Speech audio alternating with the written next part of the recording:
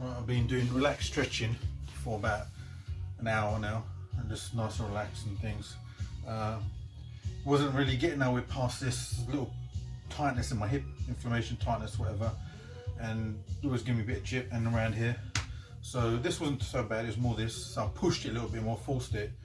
I think I remember now, I'll have to go back to, even though I've been doing a lot of relaxed stretching, I'll have to probably start doing what I did when I was a bit younger and force myself through that pain a little bit, and then probably rest a few days. But I've got to just get past that point, otherwise I'll be stuck there. This little thing needs to be stretched a bit more, as long as it's not injured, it's nothing serious, just a tight sore muscle usually, but no reason it should really be too sore.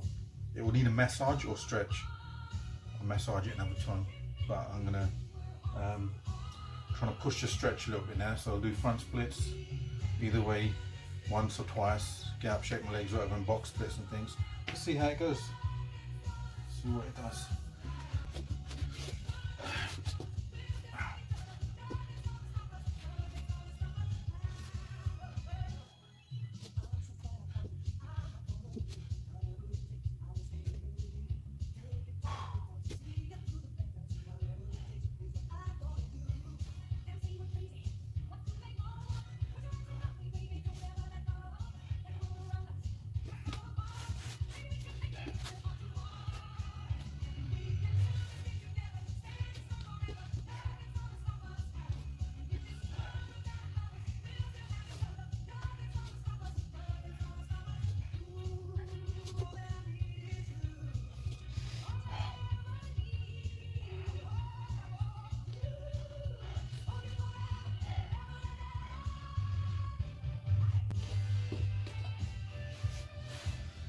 I'm not being able to sit down flat fully in the front splits, so it's a bit doubtful about the box splits, but we'll see how low I can get.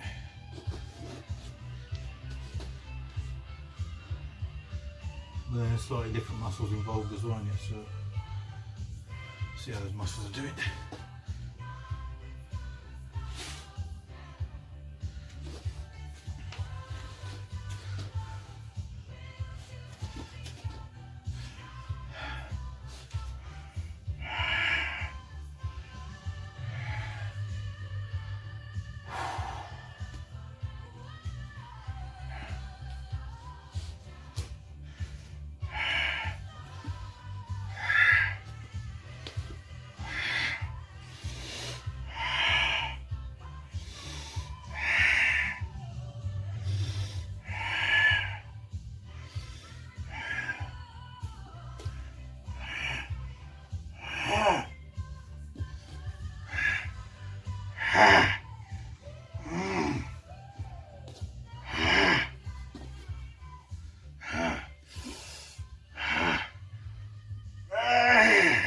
Close as I'm going to get.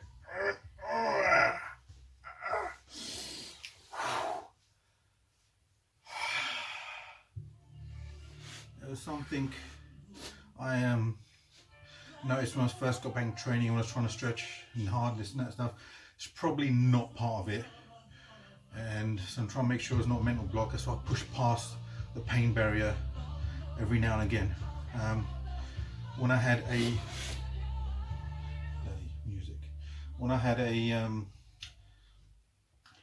bone marrow test, okay, I had a needle about that big, that big and about that thick, all right, massive needle, put into my hip on my right side, and ever since, when I've started to get back in training, stretching, always my right side has usually been the one that's been a bit more sore, and a little bit. I don't know if you've, done if there's any kind of effect on that's had on it. Obviously, I can repair it through right diet and things like that, and supplements, which I've not kept up with, but I've always found that side a little bit more so. Like I say, they don't know what damage they do when they do these little tests and things, and but I'm not going to stop that from me pushing, because I've hit splits in the last few years here and there, but it's about now I want to hit the splits and maintain it, and then build up everything from there, and hopefully that I was about maybe that much off the floor. Okay, I'm going to try and make sure my leg muscles don't get bigger. I don't want bigger leg muscles.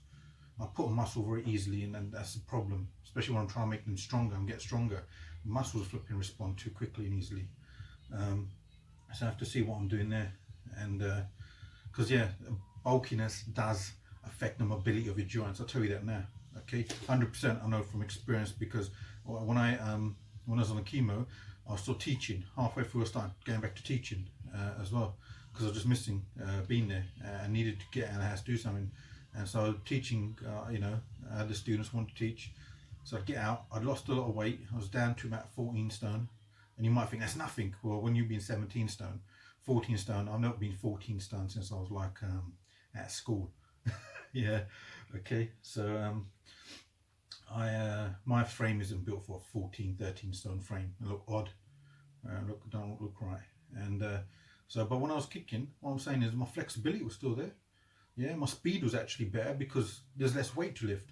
But because the bulkiness around the joints, there's no problem lifting my leg and doing the kick. Just the balance wasn't there because of my strength in my legs. But since I put the weight back on, that showed me, yeah, muscle mass and bulkiness does affect your mobility. Okay, if you want it to be easy, you don't want too much stress on your joints. So I don't want my muscles to get bigger. This is probably the slimmest my legs have been in a long time, trim.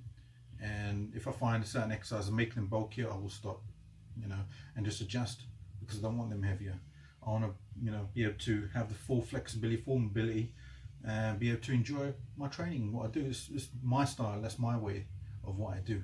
Other people don't care. They might have big, strong, hard, solid legs. Might be wrestlers and things. Don't need that kind of flexibility. No problem. That's fine. But I enjoy doing the kicks, and it's always more fun when it's less hassle trying to keep up the extreme flexibility. Okay, so yeah, that's today. What's that? Friday the 14th, okay, of May.